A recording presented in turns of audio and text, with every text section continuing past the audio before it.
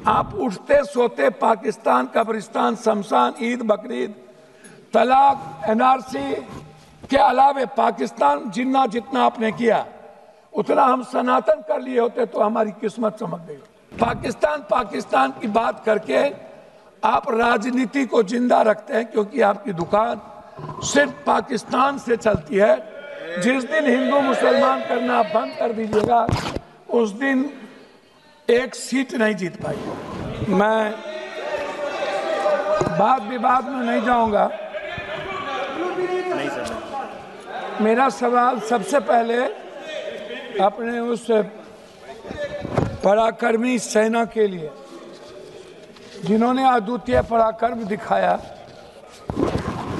भले ही हमारे नीति ने उनके पराक्रम को लक्ष्य तक नहीं पहुंचाया, लेकिन हम सब का जीवन, मन, धन, सेना के आजीवन उनके परिवार के प्रति समर्पण।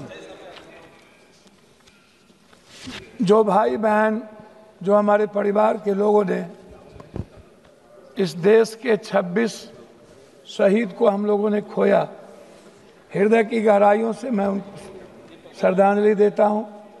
साथ साथ कश्मीर के उन अवाम को जिन्होंने आज़ाद हिंदुस्तान में हमेशा शहादत दी है हर मोर्चे पे, मैं उस परिवार को, उस पिट्ठू भाइयों को, उस घोड़े वाले को, सभी अवाम को जिन्होंने पूरे देश के उस पहलगाम में हमारे बच्चे भाइयों की हिफाजत की, उसको दिल की गहराइयों से पूरे सदन और देश हम सब उनके प्रति कृतज्ञ हैं। जनाब, पुलवामा क्यों? पुलवामा के बाद 18 23 घटना। अध्यक्ष भैया एक मिनट, भैया प्लीज हमारे बीच में ना बोलिए। पुलवामा के बाद लगभग उड़ी से लेकर के पहलगाम तक छोटी और बड़ी लगभग 23 से 24 बड़ा हमला हुआ। 11 साल नरेंद्र भाई मोदी जी प्रधानमंत्री रहे। 370 की ढिढोरा पीटी गई। कहा कि 370 के बाद आतंकवादी कमजोर हो जाएंगे और खत्म हो जाएंगे। 370 के बाद आतंकवादी हमला बढ़े, हमारे सैनिक जवान की शहादत हुई और हमारे भारत के स्वाभिमान और सम्मान पर ठेस पहुंचा।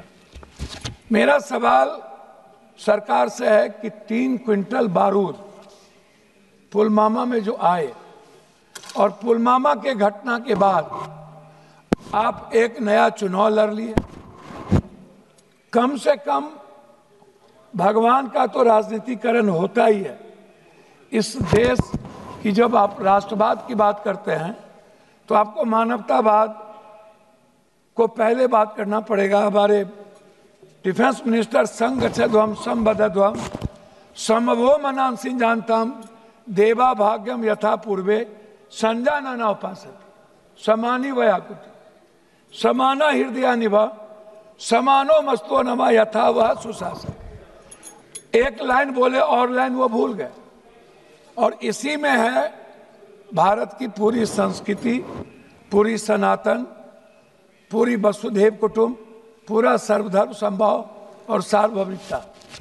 इससे हमारा भारत पूरी दुनिया में गौरवान्वित होता है। लेकिन कभी भी हम नेता और हम पार्टी के लोग किसी भी छोटी बड़ी घटना का राजनीतिकरण करते हैं।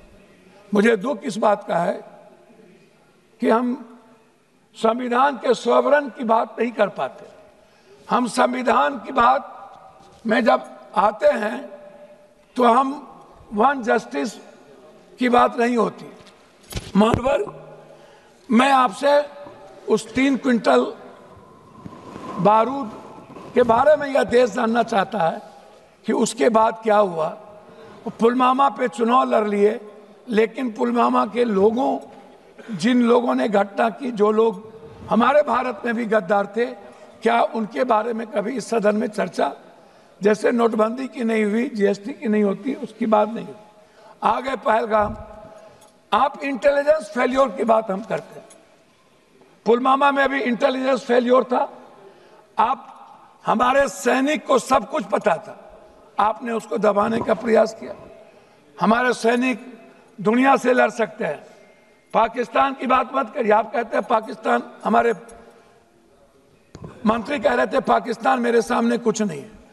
आप उठते सोते पाकिस्तान, कब्रिस्तान, शमशान, ईद, बकरीद, तलाक, एनआरसी के अलावे पाकिस्तान जितना आपने किया उतना हम सनातन कर लिए होते तो हमारी किस्मत चमक गई।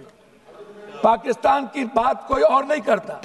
पाकिस्तान की बात करके आप राजनीति को जिंदा रखते हैं, क्योंकि आपकी दुकान सिर्फ पाकिस्तान से चलती है।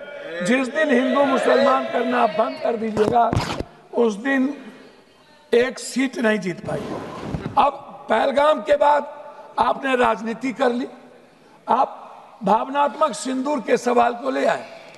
मैं पहला सवाल आपसे पूछूंगा कि हमारे 150-200 मीटर पर सैनिक थे, उन्हें खबर नहीं थी कि पहलगाम के पर्यटन के लिए केंद्र खोल दिया गया।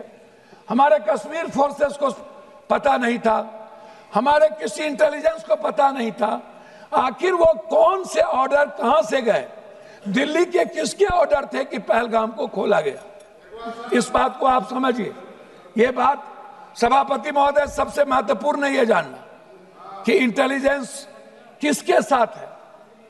इंटेलिजेंस क्या गृह मंत्री जी देखते हैं? क्या गृह मंत्री जी को किसी बात की जानकारी नहीं थी? हम नहीं, आप नहीं, ऐसे नहीं अध्यक्ष जी, कम से कम ऐसे। मैं आंशिक रूप से आपसे एक बात कहना चाहूंगा, गृह मंत्री जी, आप हमको मालदीव इंदिरा गांधी जी को मैं ले जाना चाहूंगा आपको थोड़ा सा समय, हमको 2 मिनट समय दिया। वास्तविक में आधुनिक क्षुद्र क्षमता में सुधार धीमा। मैं आपको नेपाल से दूरी और चीन की घुसपैठ की बात करूंगा। 2015 में कथित ब्लैक बॉट के बाद नेपाल का भारत विरोधी भावना बढ़ी। नेपाल ने भारत से दूर होकर चीन से सैन्य और आर्थिक समझौता किया। नेहरू और राजीव गांधी के समय नेपाल का भारत मित्र था। मालदीव में इंडिया आउट पर्यटन बहिष्कार, 2023-24 में भारत विरोधी बयान, भारत सेना की वापसी, मालदीव ने चीन की गोद में जगह बनाई, भारत मौन रहा।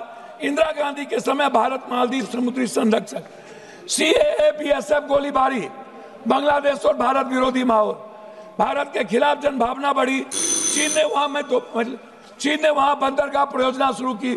1971 में इंदिरा गांधी बांग्लादेश बनवाया। श्रीलंका ने, मैं लाज कर रहा हूं सर, श्रीलंका ने रद्द किए भारतीय अनुबंधन, नए राष्ट्रपति ने भारत समर्थित समझौता रद्द किए दिए चीन। ईरान से रिश्तों में गिरावट, चाबहार पोर्ट परियोजना धीमी हो गई। राजीव और इंदिरा जी के समय ईरान भरोसेमंद साझेदार था। SARCC, BIM, STC निष्क्रिय। चीन से डर और अमेरिका। अब लास्ट में कर रहा हूं, तुर्की के साथ टकराव और व्यापारिक गिरावट, व्यापार, विमानन और डिप्लोमेसी। मैं अंतिम में मैं आपसे कहना चाहूँ, अंतिम में कह रहा हूँ सर, ऑनरेबल मेंबर, अंतिम में मैं सर, मैं एक मिनट सर, एक मिनट ऑनरेबल मेंबर सर, एक मिनट मैं आप खत्म कर दीजिए, एक मिनट सर, एक मिनट जस्ट मिनट दुराई जी, जस्ट मिनट, एक मिनट भैया ऑनरेबल मेंबर भैया खत्म कीजिए सर। मैं 1 मिनट जानना चाहूँ, आधा मिनट। मैं अंत करूंगा कि इजराइल को छोड़ के पहली बार आजाद हिंदुस्तान में रूस ने भारत का सपोर्ट नहीं किया। हम चीन के सारे संपत्ति, सारे व्यापारिक चीजों को हम बढ़ावा देते हैं। चीन हमारी जमीन को हथियाता है। हम चीन पर एक बार हिम्मत और औकात नहीं होती है बात करने की। हमारे सेना को लड़ने की ताकत है चीन से।